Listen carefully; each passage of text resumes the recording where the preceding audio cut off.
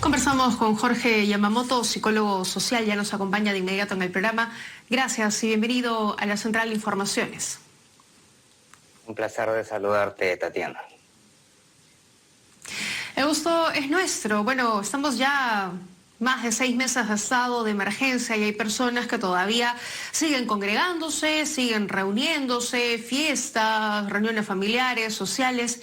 ¿Qué pasa con estas personas? ¿No entienden o no quieren entender y simplemente no les interesa que todo esto esté prohibido y que estén arriesgándose?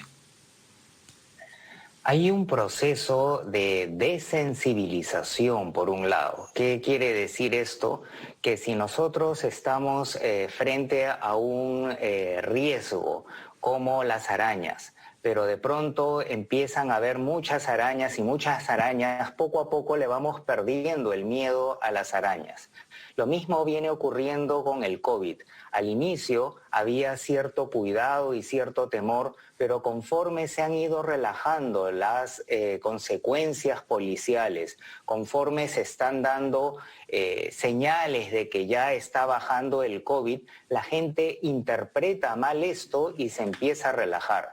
Entonces, uno camina por el malecón de Miraflores y se convierte en una zona peligrosísima porque viene gente haciendo deportes sin mascarilla y exhalando a 3 o 5 metros. Vemos en los edificios del malecón numerosas reuniones familiares que obviamente no son de la familia nuclear y nos metemos por las callecitas y es el equivalente de las fiestas por Facebook que vemos en Los Olivos, solamente que en menor escala, pero en igual grado de contagio. Entonces, hay que alertar a la población que no nos podemos relajar y las autoridades tienen que seguir ejerciendo un estricto control policial con consecuencias, porque de lo contrario vamos a tener un incremento en el pico. Y no olvidemos que si bien está bajando la tasa de contagio por el momento, aún seguimos siendo el primer país con más muertes por COVID. Entonces, no hay ningún motivo para relajarnos y hay que seguir y aumentar las medidas de evitar el contagio por este terrible mal, que es terrible por la conducta. Acá hay una consecuencia y una causa. Conducta inadecuada, consecuencia, disparo del 174% de los contagios. De acuerdo, ¿no? Y además que por más que se estén bajando las tasas de contagios, de fallecidos, estamos hablando igual de más de 70, 80 fallecidos por día. Es una cifra realmente importante aún. Así como se han relajado las conductas de algunas personas, ¿también se están relajando o ya han relajado los controles a nivel nacional?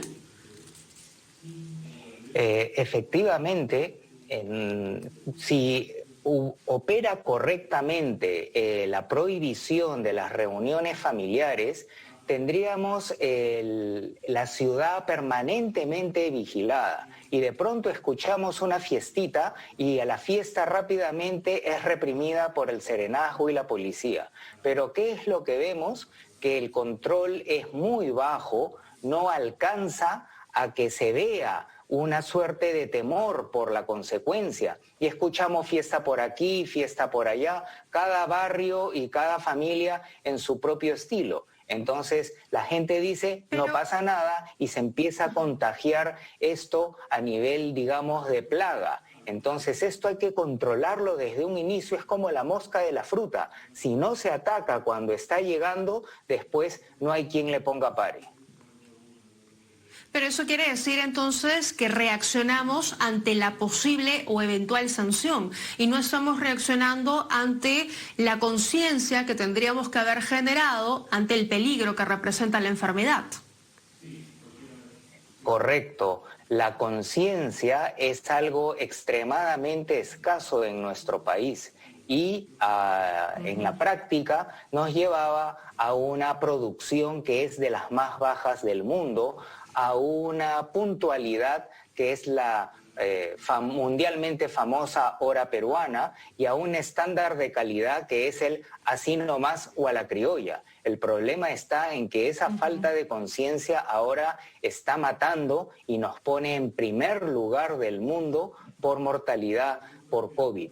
En la escuela no solamente debemos de preocuparnos con urgencia para mejorar el rendimiento en las pruebas de matemática y lenguaje, sino fundamentalmente de formar la conciencia, y también las universidades y los institutos técnicos y los medios de comunicación también. Las áreas de recursos humanos deberían de hacer una inversión coordinada para generar un plan de conciencia, porque ellos están interesados, porque eso va a llevar a mejorar su productividad y su calidad. Eso que has mencionado, Tatiana, la conciencia es un elemento central que ahora está en carácter urgente para salvar vidas.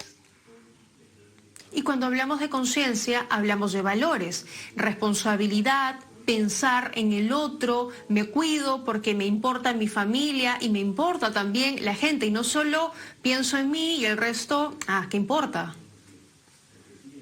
Efectivamente, ese es el otro pilar de la construcción de la ciudadanía y un bicentenario decente, junto con los valores, que no estamos hablando de santidad ni pureza, sino respeto, ayuda, digamos, no ser machetero envidioso, sino ser envidioso progresista.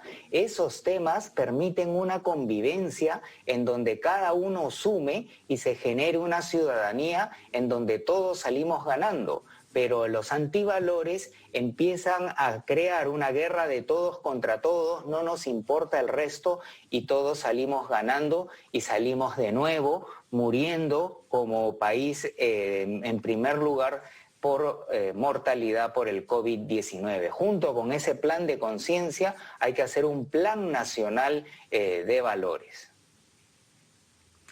Y si todos los actores que mencionaba, como los medios de comunicación, la escuela, la sociedad, si todos trabajaran en una misma línea, ¿en cuánto tiempo se podría llevar a cabo ese plan de conciencia, ese plan de valores? ¿Estamos hablando de a corto plazo? ¿Es un plan a largo plazo?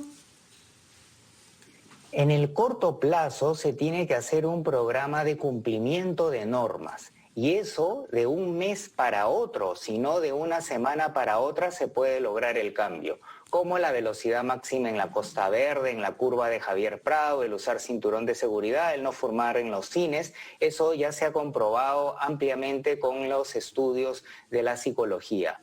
Pero una vez que se corta la conducta, vamos a tener un lapso, porque la gente lo hace por temor al castigo, no lo interioriza. Entonces, de ahí hay una fase que es el hábito, y eso va a tardar unos meses hasta un año, y hay que estar insistiendo. Pero el hábito va a durar unos años, y ya en la siguiente generación, porque desde pequeñitos dejaron de ver el mal ejemplo, y el Plan Nacional les inculcó sistemáticamente en el nido, en la escuela, en el instituto técnico, en la universidad, en los medios de comunicación, en los letreros, en el ejemplo, y ahí en unos 13 a 15 años vamos a poder relajar el control policial, el castigo, porque la siguiente generación ya tendrá los valores interiorizados. ¿Y como sociedad somos reacios al cambio o es sencillo de alguna manera poder comenzar? Somos, creo, también campeones mundiales de resistencia al cambio. El ser humano es resistente al cambio, pero los peruanos, por diversas razones, somos resistentes recargados, ¿no? Por un lado, tenemos autoridades que no son legítimas. Y entonces, si la autoridad no es legítima y tiene pues sus asesores estrambóticos, entonces uno dice, ¿qué le voy a hacer caso a este? Y por otro lado, hay muchísimas normas de las cuales muchas no tienen sentido. Y la gente dice, esto no tiene sentido, ¿para qué lo voy a hacer? Y empezamos a buscar los atajos. Más bien somos una cultura de buscar los atajos. Somos como el agua en el río, encuentra su propio camino en la transgresión de la norma. Entonces la tenemos bien difícil pero sí o sí tenemos que trabajar sobre eso. Claro, y además que felicitamos y aplaudimos al primero que encuentra ese camino, ¿no? Ese es otro nivel ya, ese es el nivel máster del problema, porque ni siquiera hay falta de valores, sino hay antivalores. No es que la gente no respete la norma, sino celebra la transgresión de la norma. Entonces ya eso está muy enraizado y requiere de planes muy radicales y consistentes, muy técnicos, más que radicales, para poder resolverlo, Tatiana. ¿Quién debería y quién podría, como institución, como persona, no lo sé, liderar este proceso de cambio? Bueno, ¿quién debería? Normalmente en las sociedades civilizadas el gobierno es el que en primer lugar se dirige al bien común y a los valores. Pero por alguna extraña razón se da eso, sino priman sus universidades, sus misterios, sus intereses personales, etc. Entonces debería ser el gobierno, pero si queremos resolverlo, debemos de unirnos todos los peruanos que nos damos cuenta que se requiere un cambio. En el Ejecutivo hay personas honestas y competentes que pueden sacar la cara. En el Congreso habrán muchas menos, pero por ahí rebuscando habrán algunos. En la unión de los medios de comunicación, de las empresas, de los ciudadanos, y con esa energía mínima, de una manera estratégica, se puede generar un cambio. Hay muchas instituciones, Empresarios por la Educación, Perú 2021, las iniciativas de IPAE, entre muchas otras, que están haciendo esfuerzos importantes, pero la unión de todos estos esfuerzos en un proyecto consistente, convergente, de largo plazo, de más de una década, puede ser en un par de meses una solución, y ojalá que se dé eso para entrar al Bicentenario con una esperanza razonable. Y mejor aún frente a unos cambios tan radicales que nos va a generar el post-COVID. Así es, eso todavía tiene para largo trecho. Muchísimas gracias, Jorge Yamamoto, como siempre, por acompañarnos esta tarde en RPP. Un placer. Muy bien, a esta hora nos toca hacer una breve pausa, tenemos que revisar titulares de la hora y volvemos de inmediato con más noticias.